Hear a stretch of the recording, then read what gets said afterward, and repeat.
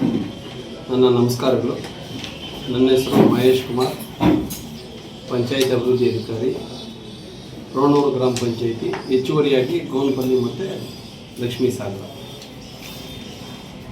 ನಿನ್ನೆ ದಿನಾಂಕ 19/7/2026 ಲಕ್ಷ್ಮೀ ಸಾಗರ ಗ್ರಾಮ ಪಂಚಾಯಿತಿ ಹತ್ತಿರ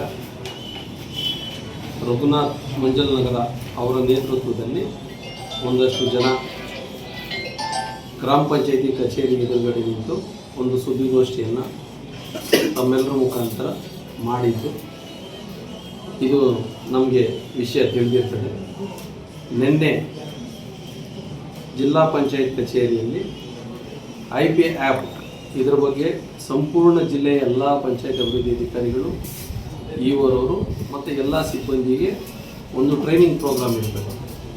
ನಾವು ಆ ಒಂದು ಕಾರ್ಯಕ್ರಮದಲ್ಲಿ ನಿರತರಾಗಿದ್ದು ನಮಗೆ ವಿಷಯ ತಿಳಿಸುತ್ತೆ. ಅಂದರೆ ಮಾಧ್ಯಮದವರು ನಮಗೆ ಮಾಹಿತಿಯನ್ನು ಕಳಿಸ್ತಾರೆ.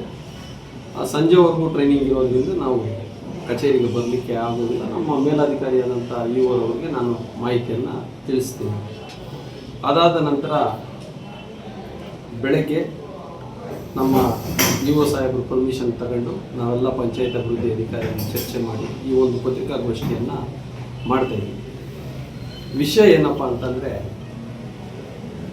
ರಘುನಾಥ್ ಎನ್ನುವವರು ನಿನ್ನೆ ಅಲ್ಲ ಮೊನ್ನೆ ನಮ್ಮ ಮಾನ್ಯ ಶಾಸಕರಿಗೆ ಕರೆ ಮಾಡಿ ಪಂಚಾಯತ್ ಅಭಿವೃದ್ಧಿ ಅಧಿಕಾರಿಗಳವರು ಕಚೇರಿಗೆ ಸರಿಯಾಗಿ ಬರ್ತಾ ಇಲ್ಲ ಅಂತ ದೂರನ್ನು ನೀಡ್ತಾರೆ. ನಾನು ಇಒರವರು ಆ ದಿನ ಜವಾಬಂದಿ ಕಾರ್ಯಕ್ರಮ ಇರ್ತದೆ, ಉಪಕಾರ್ಯದರ್ಶಿಗಳು ಬಂದಿರ್ತಾರೆ. ಆಮೇಲೆ ಅವತ್ತು ತಾಡಿಗೋಡು ಪಂಚಾಯತಿಗೆ ಇನ್ಸ್ಪೆಕ್ಷನ್ ಹೋದಂಥ ಸಂದರ್ಭದಲ್ಲಿ ನಾವೆಲ್ಲ ಜೊತೆಯಲ್ಲೇ ಇರ್ತೀವಿ. ನನಗೆ ಇಒರವರು ಫೋನು, ಇಲ್ಲೇ ಈ PDO ಇಲ್ಲೇ ಇದ್ದಾರೆ ಸರ್, ದಯವಿಟ್ಟು ಮಾತನಾಡಿ ಅಂತ ಹೇಳ್ತಾರೆ. ಆಮೇಲೆ ನಾನು ಶಾಸಕರಿಗೆ ಎಕ್ಸ್ಪ್ಲೇನ್ ಮಾಡ್ತೀನಿ, ಸರ್ ನಾನು ಮರಸನಪಲ್ಲಿ ಗಡಿಯ ಕಲ್ಲಿನ ಸತ್ಯಾಸತ್ಯತೆ ಕುರಿತು ಅಧಿಕಾರಿಗಳು ಶೀಘ್ರ ತನಿಖೆ ನಡೆಸಿ ಗಡಿ ಗುರುತನ್ನು ಸ್ಪಷ್ಟಪಡಿಸಿ ತಪ್ಪಿತಸ್ಥರ ವಿರುದ್ಧ ಕ್ರಮ ಕೈಗೊಳ್ಳಬೇಕು ಎಂಬುದು ಪ್ರತಿಭಟನಾಕಾರರ ಪ್ರಮುಖ ಒತ್ತಾಯವಾಗಿದೆ. ನಂದು ಅಟೆಂಡೆನ್ಸು ಏನಿರ್ತದೆ ಅದನ್ನು ಚೆಕ್ ಮಾಡ್ಕೋಬೋದು ಅಂತ ಹೇಳ್ತೀನಿ. ಇಲ್ಲ ಬಿಡಪ್ಪ, ಅದು ಏನೋ ಮಿಸ್ಕಮ್ಯುನಿಕೇಷನ್ ಆಗಿದೆ, ನಾನು ಅವ್ರಿಗೆ ಹೇಳ್ತೀನಿ, ಕರೆದು ಮಾತನಾಡ್ತೀನಿ ಅಂತ ಇಒರವ್ರಿಗೆ ನನಗೆ ಇಬ್ಬರಿಗೂ ಸಹ ಅವರು ಹೇಳ್ತಾರೆ. ಮಾರನೇ ದಿವಸ ಬೆಳಿಗ್ಗೆ ಪತ್ರಿಕಾ ಮಾಧ್ಯಮದವ್ರ ಮುಖಾಂತರ ನನಗೆ ಇವತ್ತು ಈ ರೀತಿ ಪ್ರೆಸ್ ಮೀಟ್ ಕರೆದಿದ್ದಾರೆ ಸರ್, ಅದೇನು ಅಂತ ಕೇಳ್ತಾರೆ. ಇಲ್ಲ, ನಾವು ಟ್ರೈನಿಂಗ್ ಹೋಗ್ತಾ ಇದ್ದೀವಿ ಅಂತ ನಾನು ಇಒರವ್ರಿಗೆ ವಿಷಯ ತಿಳಿಸಿನಿ. ಸರ್, ಈ ಪ್ರೆಸ್ ಮೀಟ್ ಮಾಡ್ತಾರಂತೆ, ನಮಗೆ ಮಾಹಿತಿ ಇಲ್ಲ, ಅನುಮತಿ ತಗೊಂಡಿಲ್ಲ, ವಿಷಯನೂ ಗೊತ್ತಿಲ್ಲ, ಯಾವುದು ಅರ್ಜಿ ಸಹ ನೀಡಿಲ್ಲ ಅಂತ ಹೇಳ್ತೀನಿ. ಆಮೇಲೆ ನಾನು ಮಾತನಾಡ್ತೀನಿ ಅವ್ರ ಹತ್ರ ಅಂತೇಳಿ ಸಾರು ಮಾತಾಡಿದ್ದಾರೆ. ಮಾತಾಡಿದ್ದಾದಮೇಲೆ ಸಹ ಅವರು ಪತ್ರಿಕಾಗೋಷ್ಠಿಯನ್ನು ಮಾಡಿ ನಮ್ಮ ಮೇಲೆ ನಿರಾಧಾರ ಆರೋಪಗಳನ್ನು ಮಾಡಿರ್ತಾರೆ. ಅವರು ಮಾಡಿರ್ತಕ್ಕಂಥ ಆರೋಪಗಳಲ್ಲಿ PDO ಪಂಚಾಯಿತಿಗೆ ಸರಿಯಾಗಿ ಬರುತ್ತಿಲ್ಲ ಮತ್ತು ಸಾರ್ವಜನಿಕರಿಗೆ ದೊರಕುತ್ತಿಲ್ಲ. ತಾಲೂಕಿನಲ್ಲಿ 25 ಗ್ರಾಮ ಪಂಚಾಯಿತಿಗಳ ಪೈಕಿ 9 ಜನ PDOs ಇದ್ದಾರೆ. ಕಳೆದ ತಿಂಗಳಲ್ಲಿ 4-5 ಜನ ರಿಟೈರ್ಡ್ ಆಗಿದ್ದಾರೆ.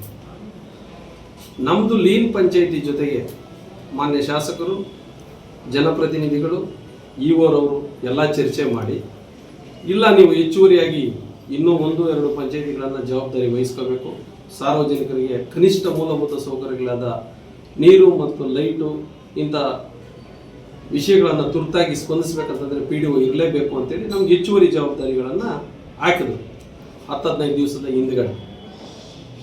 ನಾವು ಅವ್ರ ಮಾತಿಗೆ ಗೌರವ ಕೊಟ್ಟು ತಾಲೂಕು ಆಡಳಿತದಲ್ಲಿ ಎಲ್ಲೂ ನಮ್ಮ ಇಲಾಖೆಗೆ ಕೆಟ್ಟ ಹೆಸರು ಬರಬಾರ್ದು ಅನ್ನೋ ಒಂದು ನಿಟ್ಟಿನಲ್ಲಿ 3-4 ಜನ PDOs 3 ಪಂಚಾಯಿತಿ ಹಾಕ್ಕೊಂಡಿದ್ದೀವಿ. ಇನ್ನೆಲ್ಲ PDOಸ್ಗೆ ಮತ್ತು ಗ್ರೇಡ್ 1 ಸೆಕ್ರೆಟರೀಸ್ಗೆ 2 ಪಂಚಾಯಿತಿಗಳನ್ನು ಇವರು ಹಾಕಿದ್ದಾರೆ. ಆ ಕಾರ್ಯ ಹಂಚಿಕೆ ಆಗಿ ಅದರ ಪ್ರಕಾರ ಕೆಲಸ ಮಾಡ್ತಾ ಇದ್ದೀವಿ. 3 ಗ್ರಾಮ ಪಂಚಾಯಿತಿಗಳಿಗೆ ನಾವು ಭೇಟಿ ನೀಡಬೇಕಂತಂದರೆ